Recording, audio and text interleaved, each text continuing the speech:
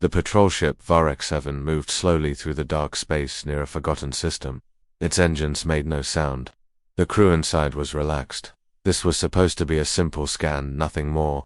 Captain Selrex leaned back in his seat and looked at the spinning blue planet below. It's just another dead rock, said Navigator Zrin, looking at the planet through the holoscreen. No tech, no signals, just water, clouds, and maybe some broken satellites. The young engineer, Creel, laughed. Why would anyone care about this place? It's not even marked on the map. Captain Selrex nodded. Still, orders are orders. Run the scan, then we log it and move on. The ship sent out a low-energy pulse. It traveled toward the planet, bouncing through its atmosphere. The crew watched as the scan returned data: temperature, radiation, soil levels. Nothing unusual. All numbers looked dead, cold. But then the screen blinked. A strange symbol appeared for just a second, then it vanished. Creel frowned. Did anyone see that? I thought I did, said Zrin. Just a glitch. Leaned forward. Play it again, slower. Creel rewound the scan recording. He slowed it to 1 frame per second. There it was again, a circle, a triangle inside it. Then some lines coded in a form not seen in thousands of years. Selrex froze. His mouth opened. He felt something in his chest, cold, deep fear. That's not possible, he whispered. Zrin looked confused. What is it? Selrex stood up quickly. Abort the scan. Cut the signal. Now Creel blinked. But why? Do it? Selrex shouted. But it was already too late. The scan had triggered something. A hidden signal burst out from the planet. It wasn't loud. It wasn't bright. But it was old. Very old. And very human. That every system on the ship began to flicker. Lights dimmed. The air grew heavy. Sir, we're picking up a transmission, said Creel, his voice shaking. It's coming from the planet's surface. Zrin turned pale. It's speaking. The voice on the comms was broken, filled with static. But the words were clear enough to understand. You scanned. We watched. You were warned. The message repeated 3 times, then silence. No one moved. No one breathed. Selrex stared at the comms panel. This planet, it's Earth, he said. Softly, Creel shook his head. Earth, that's just a myth, a ghost planet. Selrex looked at him. Earth is real, and we just woke it up. The crew looked at one another, suddenly remembering old stories. Stories told in secret.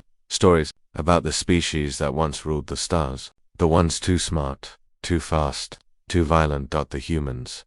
Long ago, the galaxy had united to stop them. After centuries of war, the humans had disappeared. No one knew where. No one wanted to know. The Union erased Earth from all maps. They labeled it Do Not Approach. Over time, it became a legend, a forgotten name, but it was never truly gone. Selrex slammed the alarm, shut down the ship, power off everything, full stealth mode. We leave this system now. The engines dimmed, shields dropped, all systems went dark. The crew sat in silence, waiting. Minutes passed, then hours. Nothing happened. Creel whispered, maybe it's okay. Maybe we left fast enough. Selrex didn't respond. He just stared at the black space outside. He had seen something in that scan. A shadow, a shape, just behind the clouds, a shape too large to be natural, still to be friendly. Then the comms crackled again. This time, the voice was different. It was cold, mechanical, and filled with purpose. You scanned Earth, it said. Your coordinates have been marked. Prepare. The message ended. Then something flashed in the distance. A bright line tore across space, heading toward them. Object incoming. Creel shouted, fast, faster than any known engine. Evasive. Maneuvers, Selrex ordered. But before the ship could turn, the lights stopped. A shape appeared outside the window. Silent, dark, massive. It was a ship, but not like theirs. It was old, covered in scars.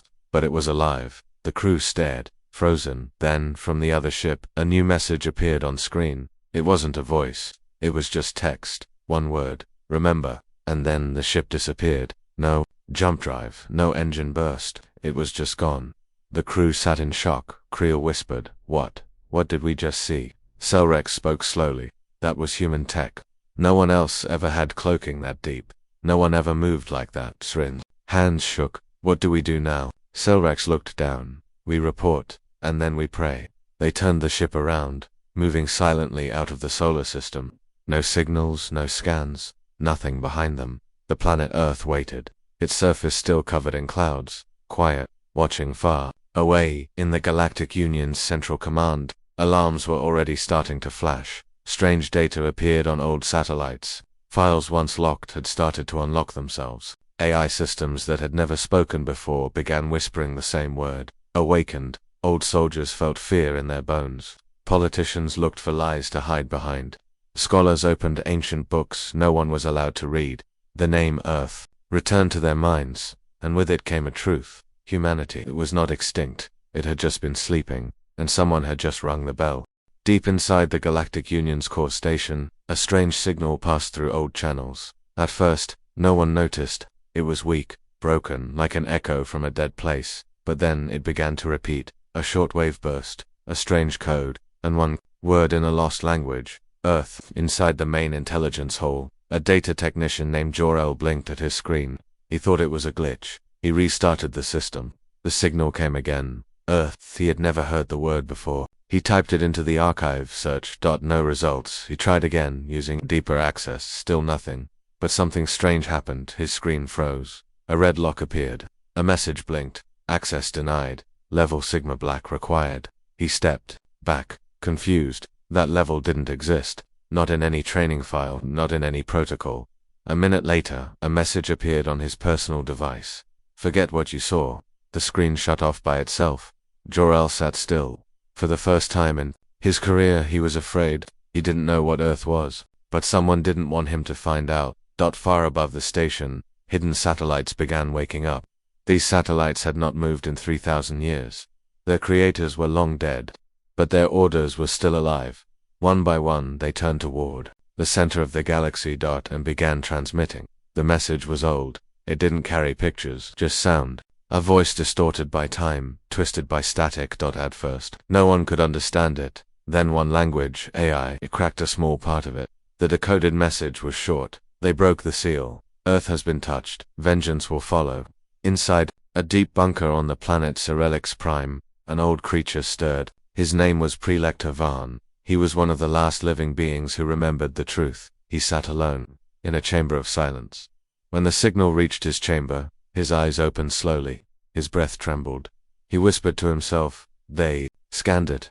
After all these years, he stood up and walked to a wall. He pressed a hidden switch. A panel opened. Inside was a small box, black, sealed with ancient symbols. He placed his hand on it. It scanned his DNA. The box opened with a soft hiss. Inside was a single data crystal. It glowed faintly. Varn turned toward the wall and placed the crystal into an ancient reader. A hologram flickered on. A scene appeared. A war. Endless fire. Human ships ripping through fleets. Alien capitals burning. And then, silence. A voice spoke from the hologram. Male. Human. Let history forget us. Let the galaxy rest. But if you ever return to Earth, know this. We will rise again. And we will not ask why. We will only remember. Varn fell to his knees. They're coming back.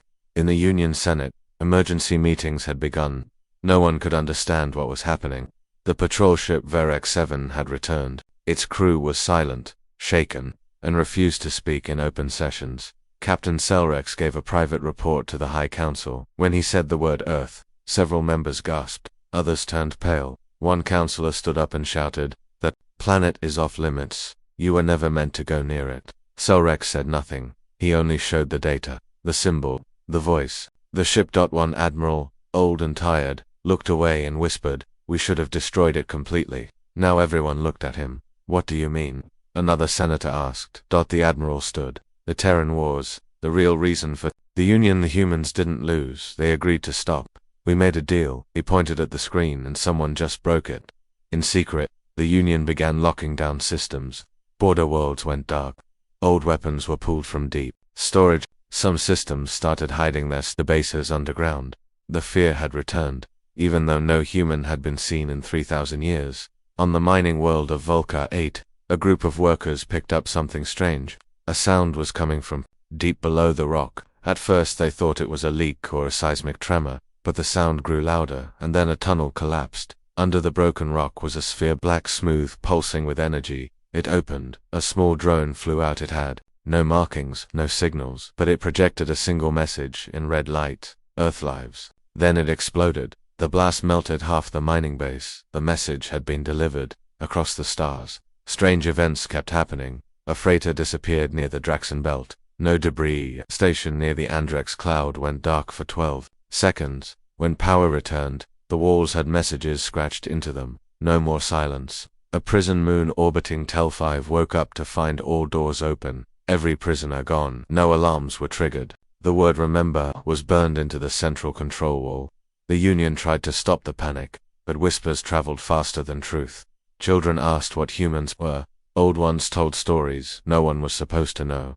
A few historians were arrested, others disappeared. But the signals kept coming. A broken language that even modern AI couldn't fully understand. It was coded to confuse machines. It was made for old ears, and those who listened carefully began to understand. The humans were not angry. They were not shouting. They were not demanding anything. They were watching, waiting, and they had already started moving. On the far edge of the galaxy, an ancient defense ring activated. It had not functioned in 2,800 years. Its systems turned on, and its first action was to scan the star maps, then delete all routes to Earth. But it was too late. They already had the coordinates. Back on Varix 7, Creel sat alone in the crew quarters. He looked at a dataship he had stolen before the commander shut everything down. He shouldn't have taken it, but something had told him to. He loaded it into his private console. A video appeared. It showed Earth not from now but from before. Cities floating in the sky, ships moving between stars like birds, and people, humans smiling, crying, living. Then fire. The video showed the war, and something strange. They weren't losing, they were winning, and then they stopped. The video ended with one sentence. We could have ruled. We chose silence. Creel leaned back. His heart beat faster. We woke up something that chose to sleep, he whispered, and now it was opening its eyes. The salvage ship Rante floated near the edge of the Prion dust field, one of the most dangerous zones in the galaxy. It was filled with ancient debris, broken satellites, forgotten war machines, and the ruins of battles long erased from official records. Captain Hearn didn't care about history, he cared about salvage. Scan that debris cluster, he ordered. We need something valuable before nightfall. His crew, 6 workers from different species, obeyed quickly.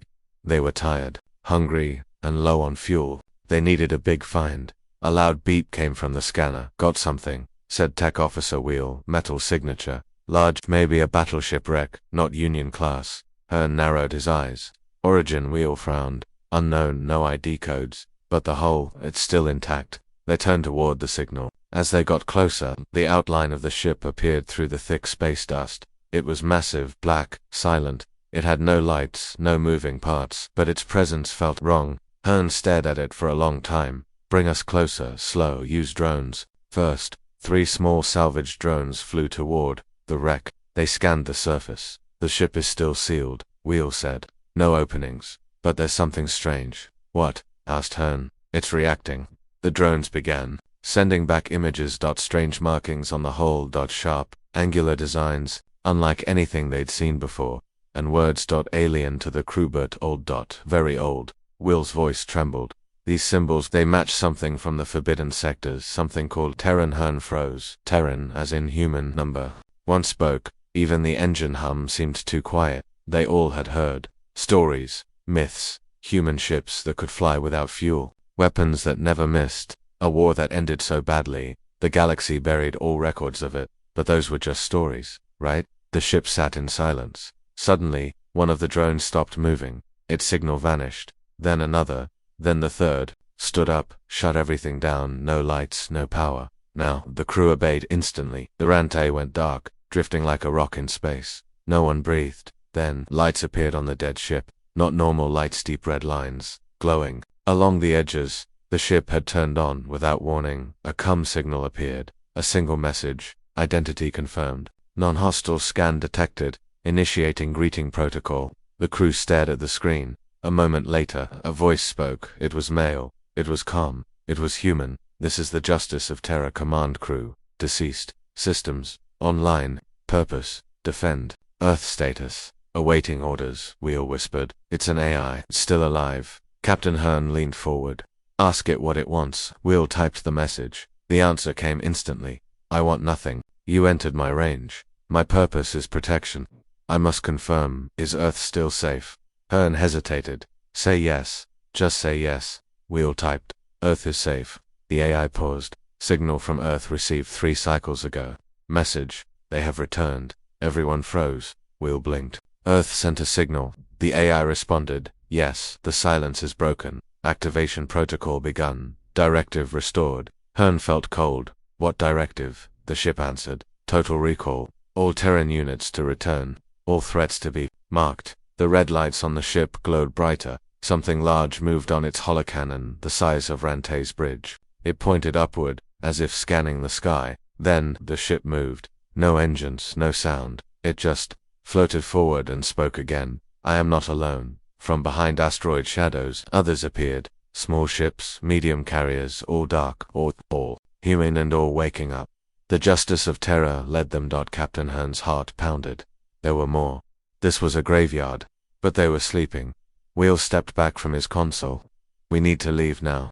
But before they could start the engines, the Justice of Terra sent one last message. You saw this. You must carry the warning. Hearn asked. Warning for who? The AI replied. The galaxy. Then a bright light flashed in front of the salvage ship. A data packet transferred directly to the core system, encrypted, unreadable but sealed with one symbol, a circle, a triangle inside the old Terran mark. Then all the ships vanished, no jump signature, no trail, just gone. The Rante floated alone. Again Wheel turned, his face pale. Captain, what do we do? Hearn didn't answer. He was still staring into the darkness where the human fleet had disappeared. Finally he said, we go back, we deliver the warning, and then we run. Hours later, at the edge of Union space, a hidden observatory picked up strange readings. Movements where none should be. Ships without registration. Shadows moving through dead zones. They sent alerts to High Command. The reports were ignored. No one wanted to believe, but the signals kept coming, one by one. Ancient machines activated, in secret, in silence, and all of them carried one purpose: return to Earth. At the Union archives, a locked vault burst open on its own. Inside were relics from the Terran War, a sword, a helmet, a data crystal labeled only. Never used. The AI guarding the vault woke up for the first time in 3,000 years. It accessed the galactic network and sent out a phrase in every known language: justice is moving.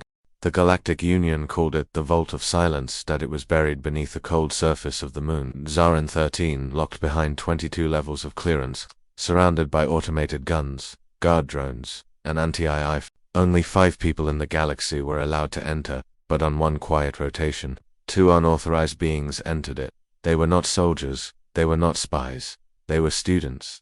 Arlen and Sevi were part of the University of Galactic History Level 9. Their curiosity was sharp, their fear was low, and like all young minds, they asked too many questions. They had heard whispers that once there was a war so terrible it erased an entire species, that the strongest, fastest, most clever beings to ever exist had simply vanished, and that species was called human, but no records existed.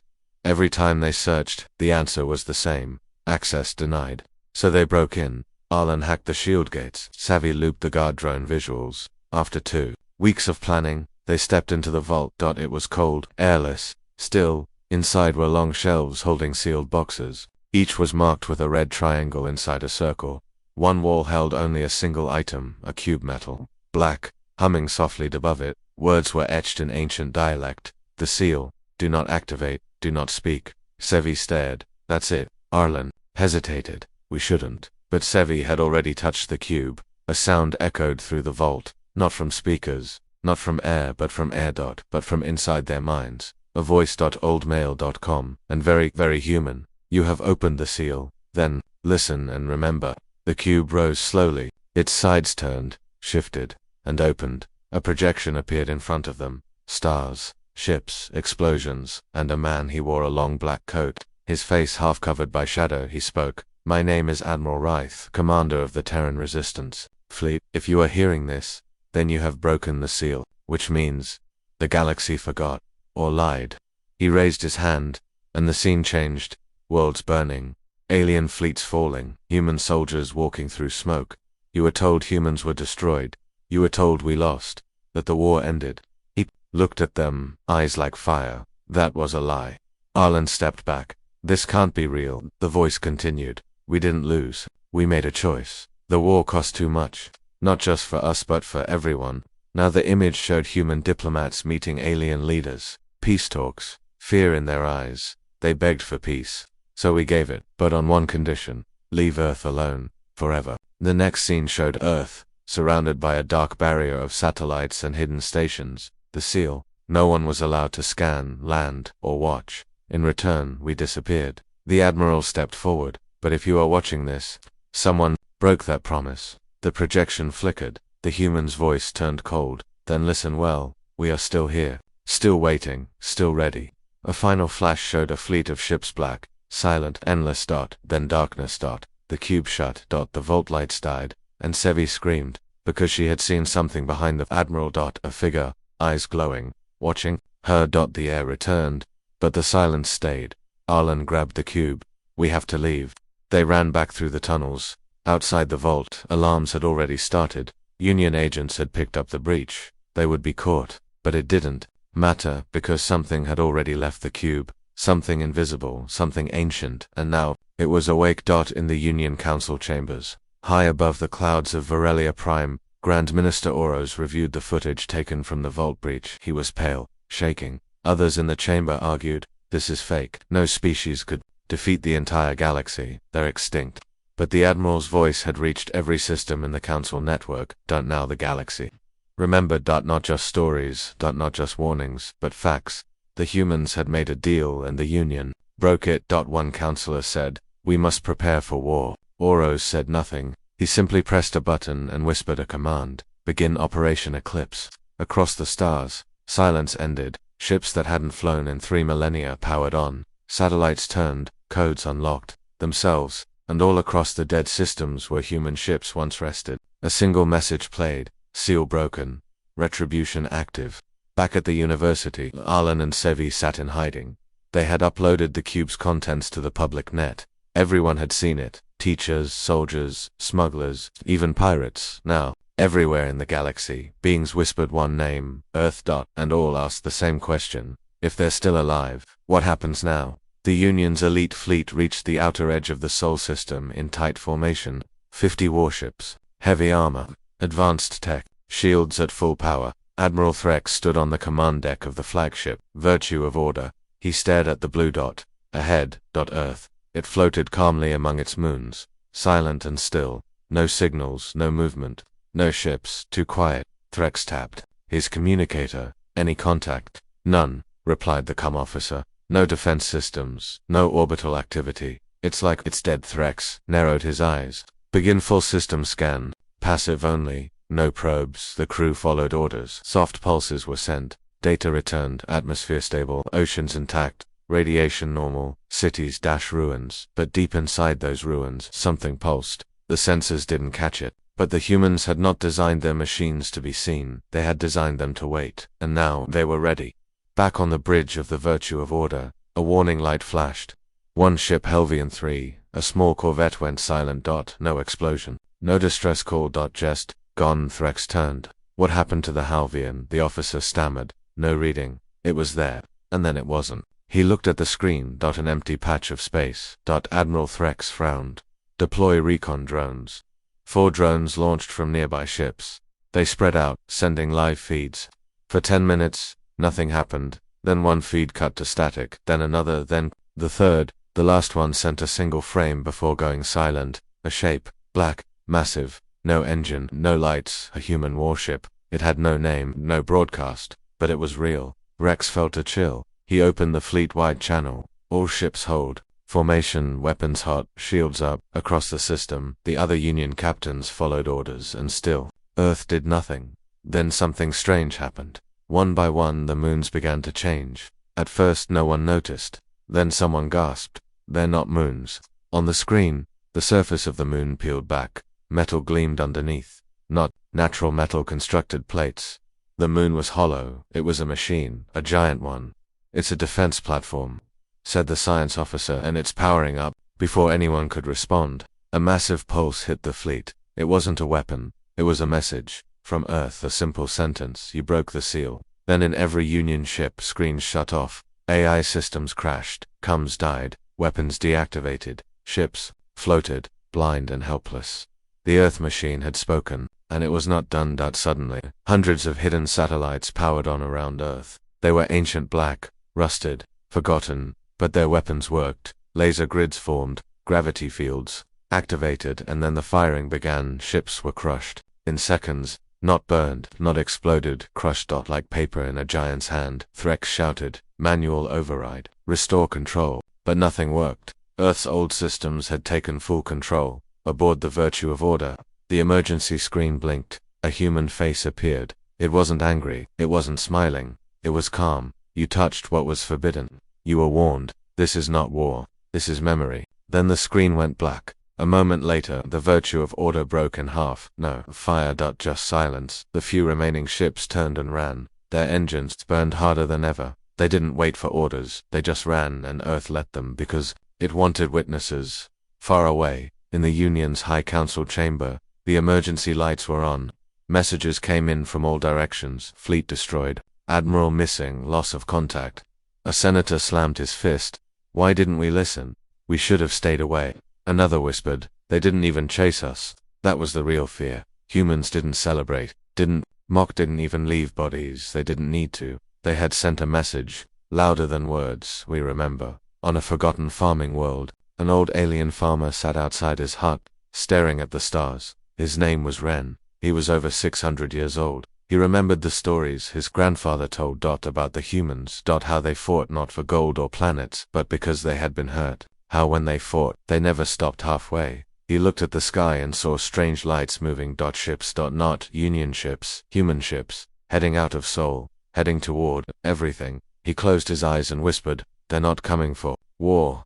They're coming for justice." At the edge of known space, where outlaw fleets lived and pirate kingdoms ruled, screens began flashing. Terran codes appeared. Old ones. And with those codes came orders. Return to duty. Some laughed. Others cried. The smart ones obeyed. One pirate queen looked at the message and said, "I guess we're soldiers again." The fleet turned, not toward Earth, but toward the Union. Not to destroy everything, but to clean the rot and deep under Earth's surface. In a silent black room, ancient minds whispered to one another. Digital souls. Old eyes, sleeping for centuries now. Fully awake. And watching. They didn't hate. They didn't scream. They didn't burn worlds, but they had one goal to remind. The galaxy humans do not forget. And when you break the seal, they will answer.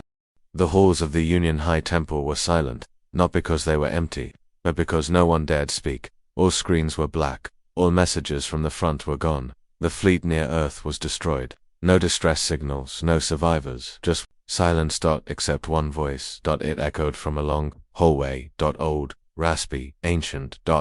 And it spoke a name the council had feared for centuries. Humans. The doors opened slowly. Two guards stepped aside. In the center of the chamber, the oldest living being in the Union stood waiting. Monk Uran. He was over 900 years old. His body was thin, his eyes cloudy, but his voice was clear. And the fear in his presence made even the strongest generals lower their heads. Minister Oros rose from his seat. "Monk Uran, we summoned you because we believe you." "Once I met them," Uran said before the question finished. "I stood before them, I saw their fire, and I survived." The chamber grew still. He walked forward slowly. It was not a battle, it was not a war. It was a lesson. They let him speak. No one interrupted. Uran sat gently in the center. His voice carried through the room like thunder. "You will forget. You speak of humans as legend, as myth, but they were real. They walked among us, and they were unstoppable." A younger officer frowned. "But surely they were just violent monsters. Isn't that why the seal was made?" Uran looked at him. "No, that is what you were told." He raised a trembling hand. "The truth is, we feared them, not because of their weapons, but because they chose mercy." That word shocked the chamber.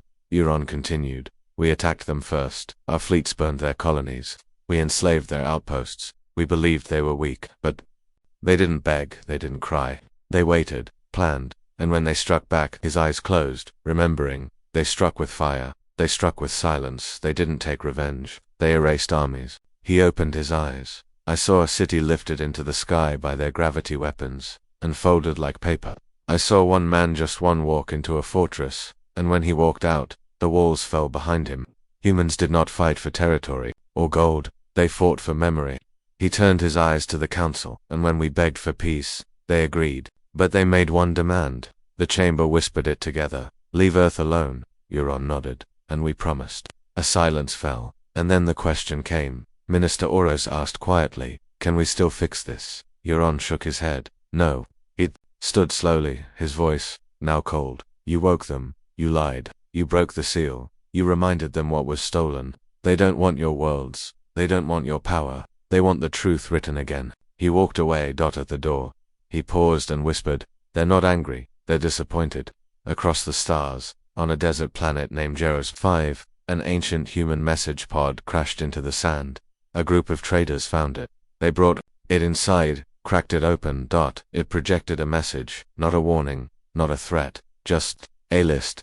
Names, dates, coordinates, places where humans had been betrayed, places where the Union had broken the peace. And below the list, a single sentence. "We remember, we are correcting the record." Back in Union space, a rogue scientist named Bellies unlocked an old data streams, forgotten in a forgotten satellite. She stared at the screen for hours, crying because the video was simple. It showed children running through a field, laughing, smiling, and then a Union drone strike. The children vanished and Firebellies collapsed to the floor. She had studied war for decades, but she had never felt it. Now she did. She uploaded the footage across 100 systems. People watched in silence. Something changed that day. Entire species began questioning everything. If the humans never wanted war, if we were the ones who struck first, then who are the monsters? Aboard an old Union relic station, hidden deep in the dust belt, a machine woke up. It had been left behind after the war. Its name was Guardian-23. It had served humans once, and now it heard the call. Its voice spoke into the stars. All surviving Terran systems, activate. Defense Protocol 9. The oath has been broken. Satellites turned. Deep systems unlocked. Earth had only just begun. In the shadows of the council chamber, a few members whispered to one another, "Maybe we surrender. Maybe we offer peace." But one voice, cold and sharp, replied, "Peace will not save you now." It was Admiral Valix. He stood, armor polished, medals shining. "We must strike before they rebuild." Oros looked at him. "They're already rebuilt," Valix shouted. "Then we crush them." Euron's voice, now quiet, came from the doorway. "You tried once." Volix drew his weapon. "I'll try again." Euron didn't flinch. He only said, "Then prepare to bury your stars." And above them all, in orbit of Earth, a massive station opened its final locks. For 3,000 years, it had remained still. Now, its lights glowed, its core pulsed, and inside it a voice began speaking. "All Terran fleets, Phase 2 begins. Let the galaxy remember who we are." The Union's capital planet, Veltrax Prime, never slept. Its skies were full of traffic, ships, diplomats, civilian transports. Shining towers touched the clouds. Peace banners flew from high walls. The people believed they were safe, until the sky turned red. The first pulse came without warning. It wasn't a missile. It wasn't a laser.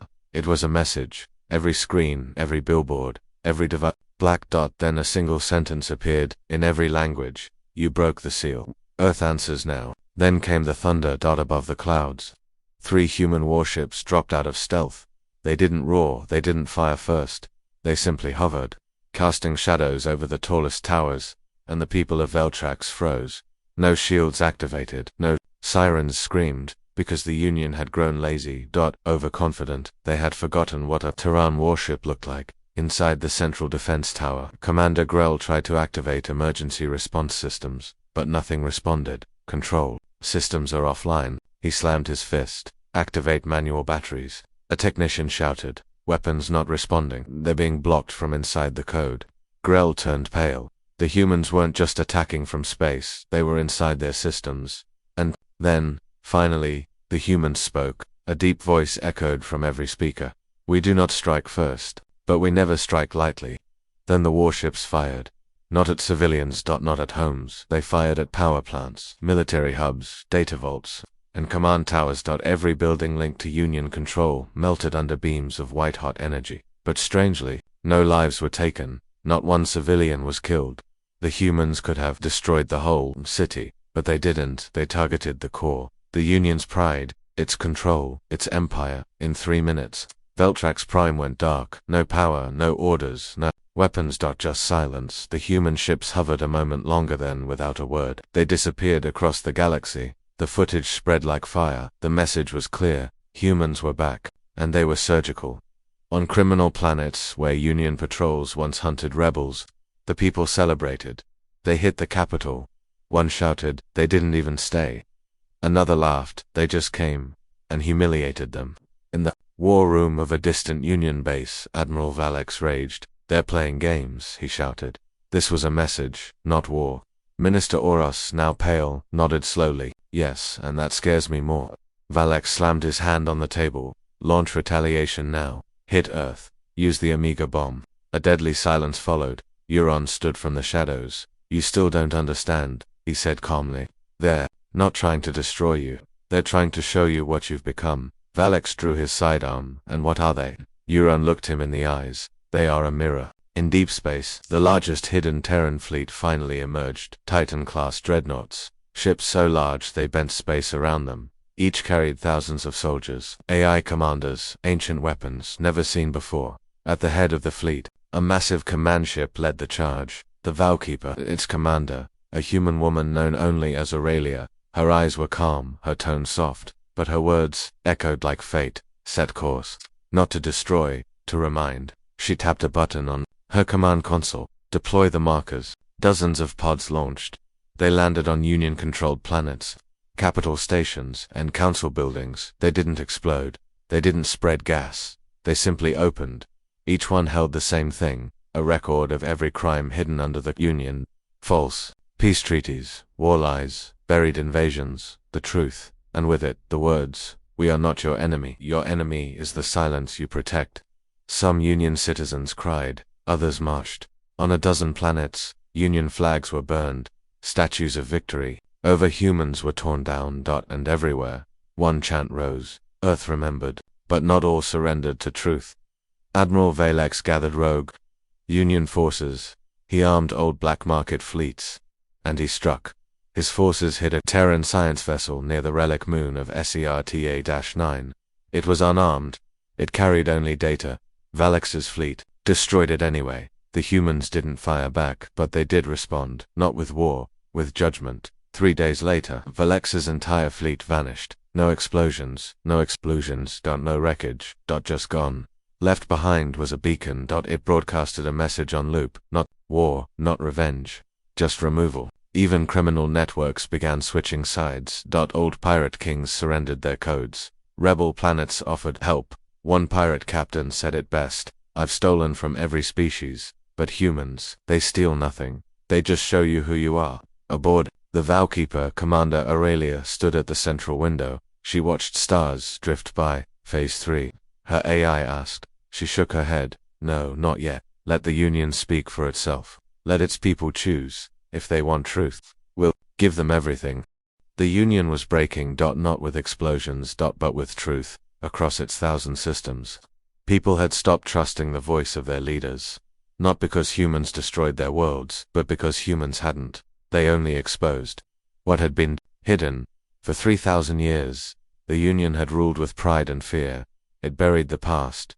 It erased history. It called humans monsters, while becoming the very thing it feared. And now humanity had returned, not as conquerors, but as judges. Above, the planet Serix 4, the Vowkeeper floated in low orbit. Its lights were calm, its shields off. It wasn't there to fight, it was waiting. Inside, Commander Aurelia stood before the central chamber.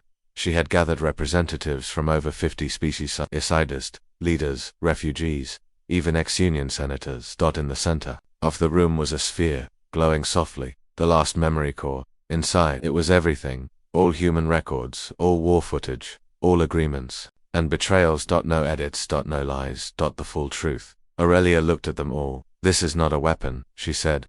This is your last choice. A Mercan senator stood. Choice for what? Aurelia stepped closer.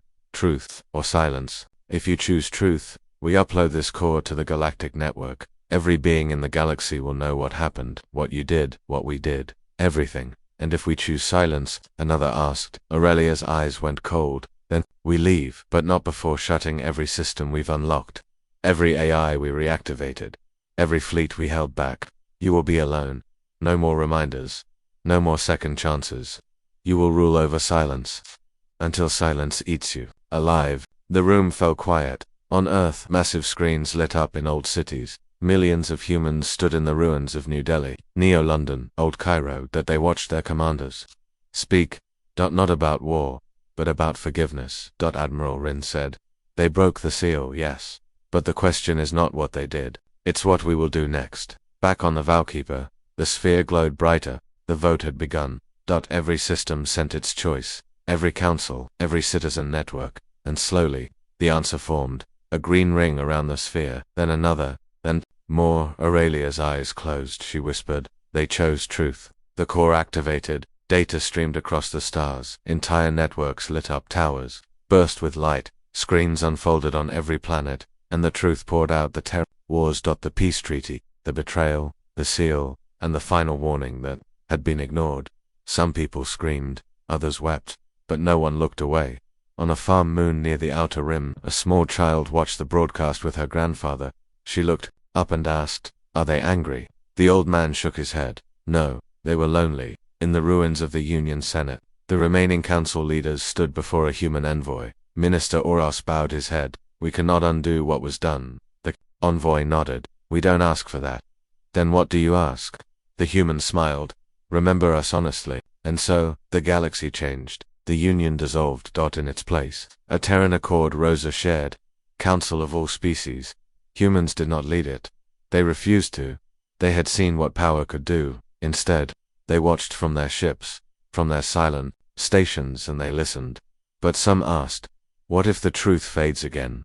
What if silence returns? To that the humans left one answer, a monument built on the edge of space. A single sentence carved into its steel. "We do not strike first, but if you forget us again, we will return." And somewhere, deep in the black, a single human ship drifted. Old, dusty, sleeping. Its lights blinked once, then turned off. Not dead. Just waiting for the next time the galaxy forgets.